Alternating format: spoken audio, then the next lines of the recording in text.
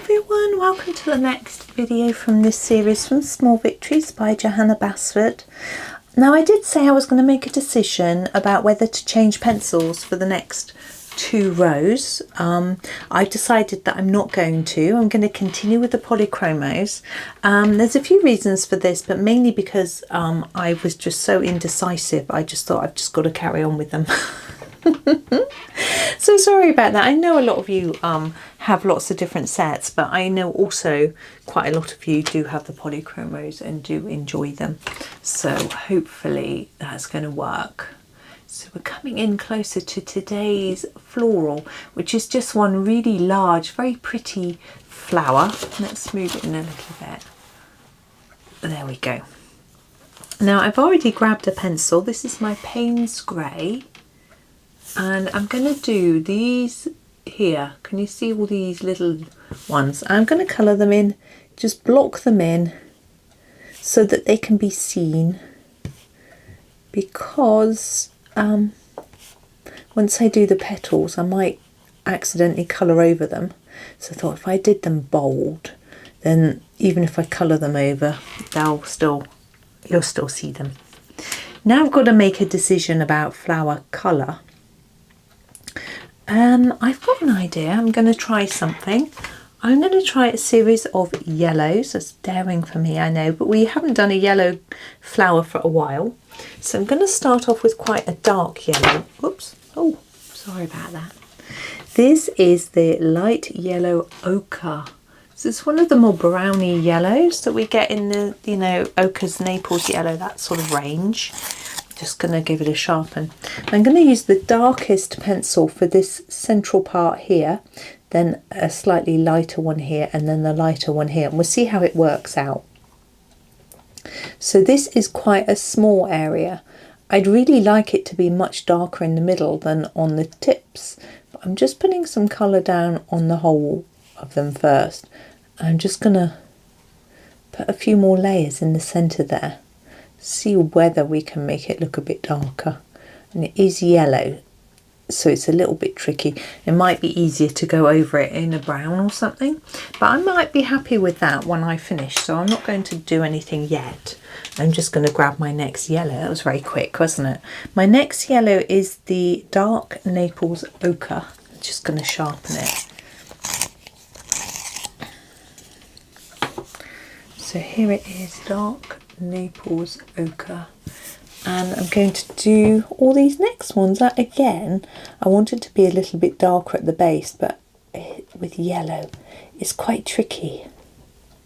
That's why I find yellow hard to colour with, really, and it's also not always easy to see whether you've covered all the paper. I find that hard enough anyway, but with the yellow. But these Naples ones are a little bit more brownish, and it's a little bit easier for me to see, I always find. So that helps me. I hope everyone's well today.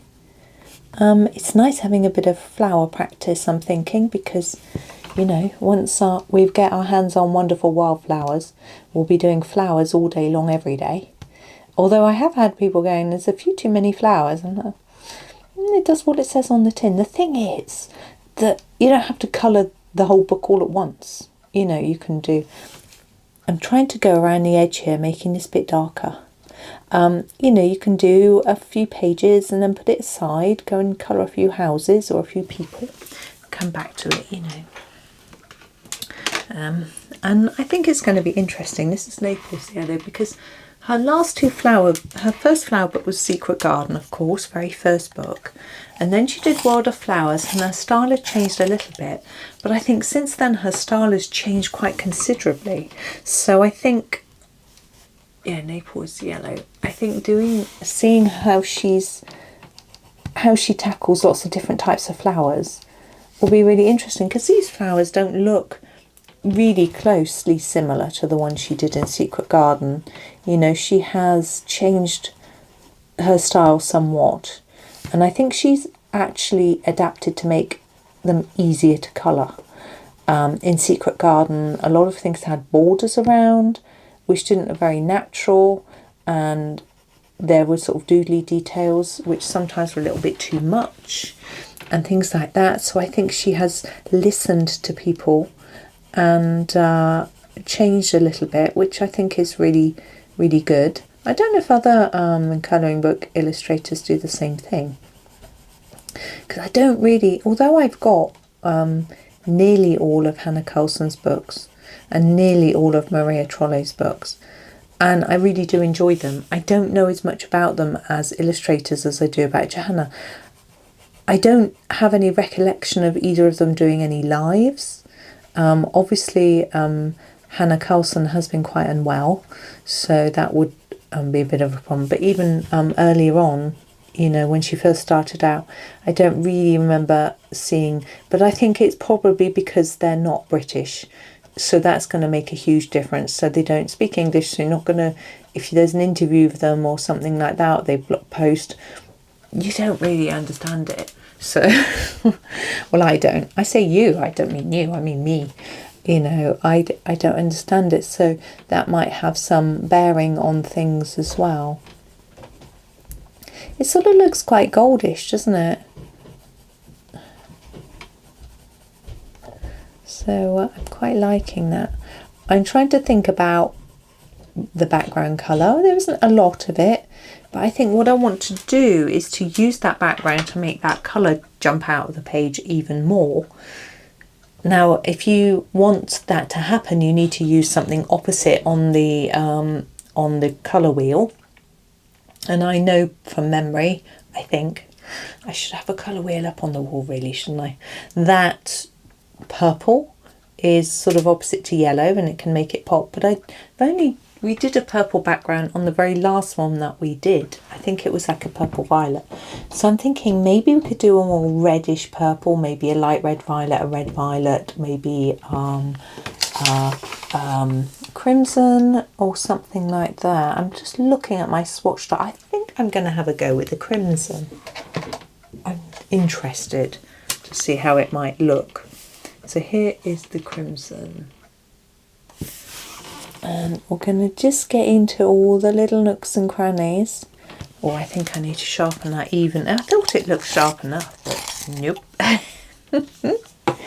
Even sharper. That's a bit better.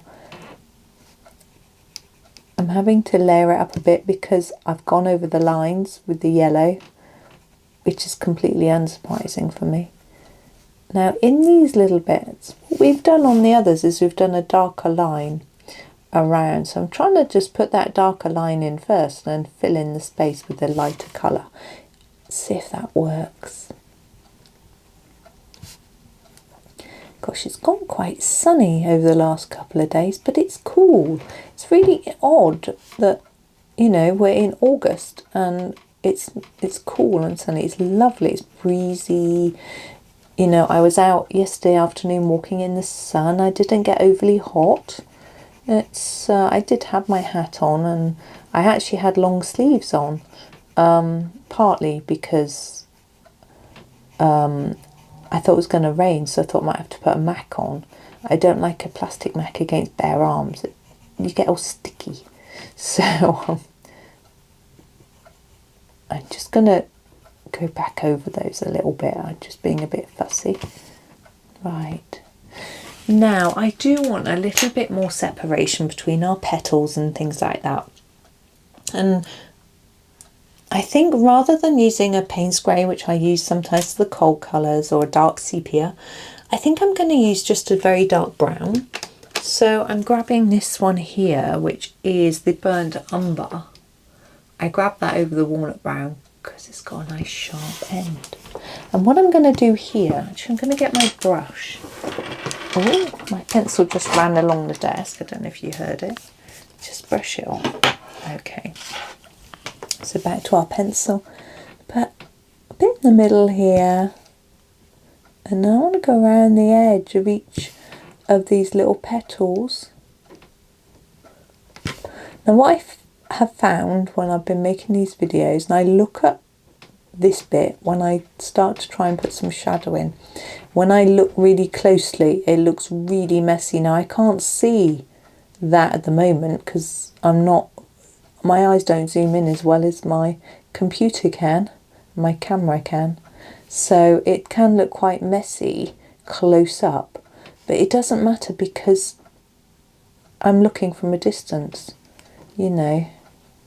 I often say this, that, you know, when you go to an art gallery, you don't go right up close to the painting with a magnifying glass and look at every little teeny weeny paint detail. The idea is that you admire the painting as a whole from a distance. You know, you're not looking at each pixel, you're looking at the whole thing. So it doesn't matter if you've got a little bit of a messy edge or line, as long as it works as a whole.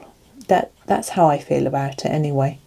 And perhaps that's an excuse because I can be a bit messy, but I'm happy with that excuse. Went somewhere yesterday, I had a bit of an art exhibition, and it was textiles. It was very impressive, embroidery and things like that, all with a nature theme. It was very pretty. I didn't really spend long enough looking at it, to be honest, because I was busy doing other things there. But I might go back and have a look at that before it finishes. I'm not sure when it actually does finish, but I can find out. But there we go. That was pretty quick, I think. Probably because I didn't use a huge amount of different colours. But I don't think it needs any more to it. I like that simplicity. You can't necessarily see that the yellows are all different. It might mean that perhaps I should have layered them up a little more, but I think it makes sense in the context of the flower, so I'm not going to do those extra layers. So I think I'm just going to leave it there. So thank you for watching today. Hope you enjoy the rest of your day, and happy colouring.